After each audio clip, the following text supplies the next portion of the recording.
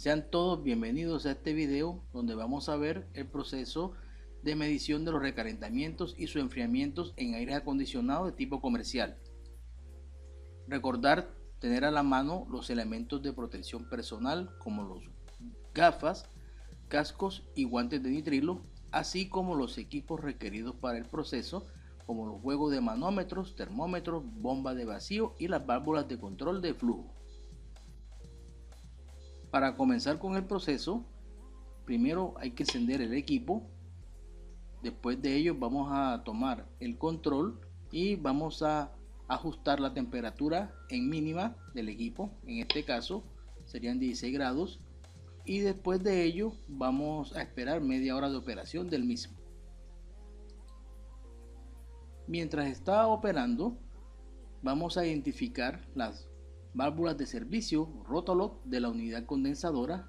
En este caso tenemos que la que tiene la tubería más gruesa es la válvula Rotolock de servicio de succión y la válvula Rotolock de líquido a alta presión o de descarga, tal cual como estamos observando. Ahora vamos a tomar una válvula aquí de paso recto de válvula de bola y verificando que esté cerrada en esta posición la procedemos a colocar en el puerto de servicio de nuestro juego de manómetros, en este caso un manómetro estándar de 2 válvulas. Tomamos ahora nuestra bomba de vacío y vamos a hacer el siguiente montaje, donde la manguera azul va aquí del puerto de baja presión del juego de manómetros y lo vamos a conectar en el puerto de la válvula de control de flujo conectada en la válvula de servicio de succión. La manguera amarilla la vamos a conectar desde el puerto de la válvula de bola al puerto de la bomba de vacío y la manguera roja del puerto de alta presión hacia el puerto de la válvula de control de flujo que está conectada en la válvula de salida de líquido de nuestra unidad condensadora. En el siguiente paso vamos a hacer la purga del aire presente en las mangueras y en el interior de nuestro juego de manómetros. Entonces para ello tenemos que proceder de la siguiente forma. Abrimos primeramente ambas válvulas del juego de manómetros, tal cual como estamos observando aquí. Después de ello procedemos a abrir la válvula de bola conectada en nuestro juego de manómetros. Después de esto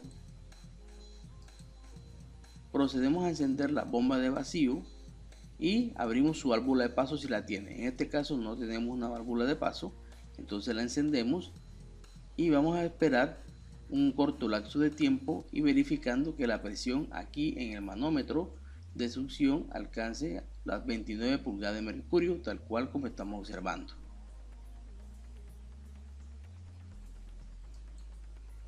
Después de este tiempo vamos a proceder a finalizar el proceso de purga de las mangueras y para ello procedemos nuevamente acá a cerrar ambas válvulas del juego de manómetros. Miremos aquí, cerramos baja y cerramos alta. Después de ello cerramos la válvula de bola, está acá, para posteriormente cerrar la válvula de paso de la bomba si la tiene, en este caso no la tiene, y después de ello procedemos a apagar nuestra bomba de vacío como se está observando. Por última acción, para no tener tantas mangueras en el proceso, entonces procedemos a conectar la manguera amarilla de servicio que une la bomba de vacío con el juego de manómetros y posteriormente colocamos un tapón aquí de seguridad en el extremo de la válvula aquí de paso recto o de bola que está conectada en nuestro juego de manómetros. En el siguiente paso vamos a determinar las presiones tanto de succión como de presión alta o descarga de nuestro equipo y para hacerlo vamos a proceder de la siguiente manera. Primero vamos a enroscar el vástago de la válvula de control de flujo que está colocada en la válvula Rotolock o de servicio de succión de nuestro equipo, o sea esta que está aquí, girando su volanta en sentido horario hasta la posición on, tal cual como vamos a ver aquí, mírenlo. Y con esto vamos a tener comunicación y vamos a medir la presión de succión actual del sistema.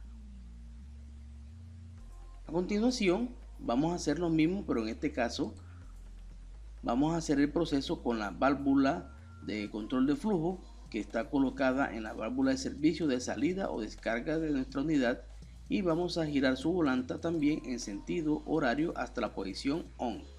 Con esto vamos a obtener comunicación con dicha línea y vamos a determinar nuestra presión de descarga, que en este caso sería 380 psi-G.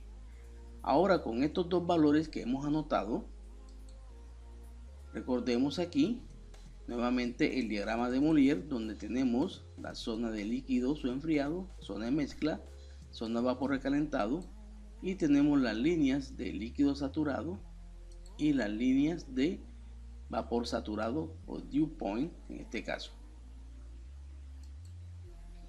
Ahora, con los valores de esas presiones, en este caso con la presión de succión de 140, vamos a una regla de presión-temperatura, en este caso la aplicación que tenemos acá, y nos vamos a determinar la temperatura que tenemos con esta presión, que se constituye la temperatura de evaporación, para este caso 9.43 grados Celsius, y lo vamos a tomar como referencia como el punto dew. Recordemos que esto es una mezcla, y en estas mezclas tenemos una temperatura con la cual iniciamos condensación y con la cual finalizamos el mismo proceso. Entonces, en este caso, como estamos hablando de los sistemas de presión baja y vamos a medir los recalentamientos, nuestra temperatura es la temperatura de dew o de rocío, que está aquí.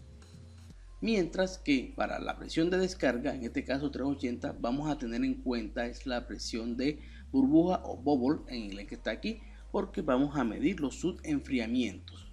Entonces, con la presión de 380 psi-G, nos vamos a nuestro aplicativo y vamos a encontrar que la temperatura de condensación es de 44.81 grados Celsius, tal cual como estamos observando aquí.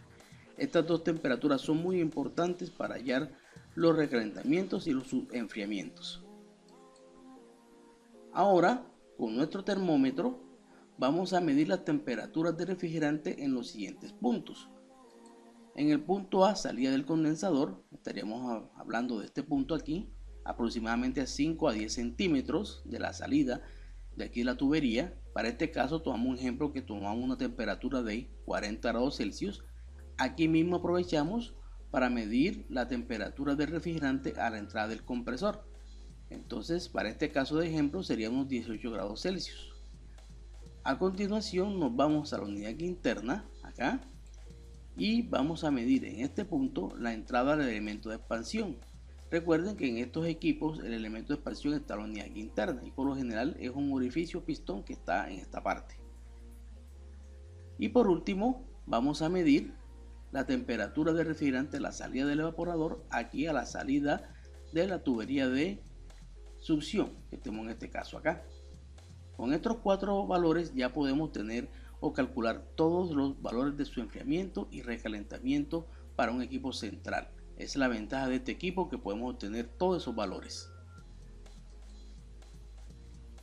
Para medir los recalentamientos vamos a tener en cuenta la presión de succión y la temperatura de evaporación, que es la temperatura base, pero también la temperatura del refrigerante a la salida del evaporador, que ya medimos, igual que la temperatura del refrigerante a la entrada del compresor, que también se hizo su respectiva medida. Entonces, aplicando las fórmulas, tenemos que el recalentamiento evaporador es igual a la temperatura del refrigerante a la salida del evaporador menos la temperatura de evaporación. Reemplazando los valores, tenemos un recalentamiento de 4.6 grados Celsius. Ahora vamos a hallar el recalentamiento ambiental, que es la diferencia entre la temperatura del refrigerante a la entrada del compresor menos la temperatura del refrigerante a la salida del evaporador. Aquí reemplazamos sus datos y vamos a tener que este es un valor de 4 grados Celsius. Y recordemos que el recalentamiento ambiental lo podemos hallar de dos formas. En este caso, temperatura refrigerante a la entrada del compresor menos temperatura de evaporación, o sumando los dos recalentamientos. Para este caso vamos a obtener que nuestro recalentamiento total es de 8.6 grados Celsius. Bien, ahora lo que queda es representar estos valores en un diagrama de Molière. Recordemos que los recalentamientos están aquí en la parte de baja presión y la primera temperatura que uno va a dibujar es la de evaporación, en este caso 9.4 grados Celsius. Y recuerden que esa línea isoterma se superpone a la de baja presión aquí en la zona de mezcla. Por tanto, es esta temperatura que tenemos nosotros dibujada aquí. Las demás temperaturas, como en este caso la temperatura salida de evaporador es mayor, irá arriba de la temperatura de evaporación y estaría dibujada por esta zona, bien aquí, al igual que la temperatura a la entrada del compresor. Miramos aquí que está por encima de la temperatura de salida del evaporador, tal cual como estamos observando aquí, y allí hemos dibujado esas isotermas. Ahora vamos a representar los recalentamientos. Aquí tenemos recalentamiento de evaporador o útil, que es la diferencia entre la línea de temperatura, en este caso salida de evaporador menos la evaporación. Aquí tenemos representado el recalentamiento ambiental, que es la diferencia entre la línea de temperatura de entrada de compresor y la línea de temperatura de salida de evaporador, mientras que el recalentamiento total está representado aquí por la diferencia entre la temperatura de entrada del compresor menos la temperatura de evaporación, como estamos observando. Ahora, para determinar los subenfriamientos, vamos a tener en cuenta el valor de la presión de descarga. Tenemos nuestra temperatura de condensación y obviamente la temperatura salida del condensador y la temperatura de refrigerante en la entrada de válvula, que también se pudo medir en este equipo. Entonces, aplicando las fórmulas, tenemos que el subenfriamiento de condensador es igual a temperatura de condensación menos la temperatura de refrigerante salida de condensador, y reemplazando los valores tenemos que es de 4.8 grados Celsius.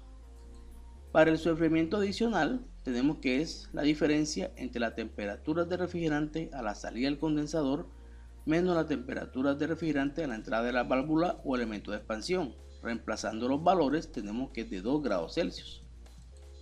Ahora el subenfriamiento total viene dado por la suma del subenfriamiento de condensador más el subenfriamiento adicional, y en este caso podemos determinar que es de 4.8 más 2 es de 6.8. También puedo hallarlo este valor con la diferencia entre la temperatura de condensación menos la temperatura de refrigerante en la entrada de válvula, y debe darme lo mismo. Vamos a representar esos valores aquí en el diagrama. La primera temperatura que dibujamos es la de condensación, y recuerden que esta se superpone a la línea de alta presión o isóbara, que está en este caso en la zona de mezcla. Por tanto, sería esta curva que estamos dibujando aquí. Las demás temperaturas son menores, por tanto van en la parte inferior de la línea de temperatura de condensación. Entonces, aquí vamos a dibujar la temperatura de salida del condensador. Vamos a dibujar esa isoterma, estaría por aquí, que es de 40 grados Celsius. Y después vamos a dibujar la temperatura de entrada del elemento de expansión, que sería esta curva que está aquí en rojo. A continuación vamos a representar los subenfriamientos. Aquí tenemos el primero. El subenfriamiento de condensador está representado por la diferencia de las temperaturas entre la temperatura de condensación menos la temperatura del refrigerante a la salida del condensador. El subenfriamiento adicional es la diferencia entre estas dos isotermas, y es la resta entre la temperatura a la salida del condensador menos la temperatura de refrigerante a la entrada del elemento de expansión, mientras que el subenfriamiento total viene representado por la diferencia, en este caso, entre la temperatura de condensación menos la temperatura de refrigerante a la entrada del elemento de expansión, o la suma de ambos subenfriamientos, como estamos observando aquí. Bien, ahora vamos a desconectar aquí nuestro juego de manómetros. Recordemos que aquí tenemos una alta presión, bastante alta, tenemos líquido refrigerante, y vamos a hacer o a retirar este manómetro de una manera segura. Entonces, para ello vamos a hacer varios pasos. El primer paso que debemos hacer es desenroscar el vástago de la válvula de control de flujo que está en el puerto de salida de la válvula de servicio de alta, en este caso esto sí es alta presión, de la unidad externa o condensadora. Entonces vamos a hacerlo aquí, miremoslo, y eso hacemos girando la volante en sentido antihorario hasta la posición off. Con esta acción ya no vamos a tener comunicación de la manguera roja con el refrigerante que está saliendo ahora mismo del equipo. Entonces vamos al segundo paso. Nuestro segundo paso tiene que ver porque vamos a abrir lentamente la válvula de alta del juego de manómetros. ¿Por qué? Porque lo que queremos hacer es que este refrigerante que esté aquí pase a la succión del sistema. Por eso es muy importante tener esta válvula de bola cerrada y obviamente nuestro tapón de seguridad, porque el refrigerante va a hacer este paso. Entonces veamos el proceso. Aquí abrimos y ya el refrigerante va a entrar en la cámara aquí de servicio. A continuación, lo que vamos a hacer es abrir la válvula de baja del juego de manómetros lentamente para permitir el paso del refrigerante que está a alta presión hacia la succión del sistema. Bien, esto lo hacemos muy lentamente y vamos a ver que la presión se reduce hasta que tenemos una igualación de presión entre ambos manómetros, lo que significa que tanto la manguera azul como la manguera roja van a estar a la presión de succión, que es muy importante.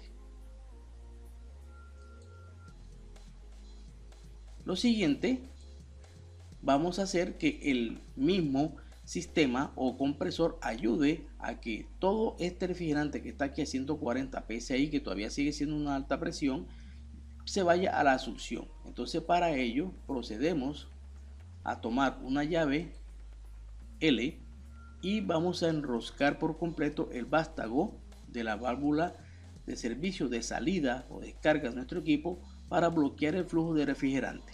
De esta forma el compresor comenzará a recoger todo este refrigerante en esta línea evaporador y la línea de succión.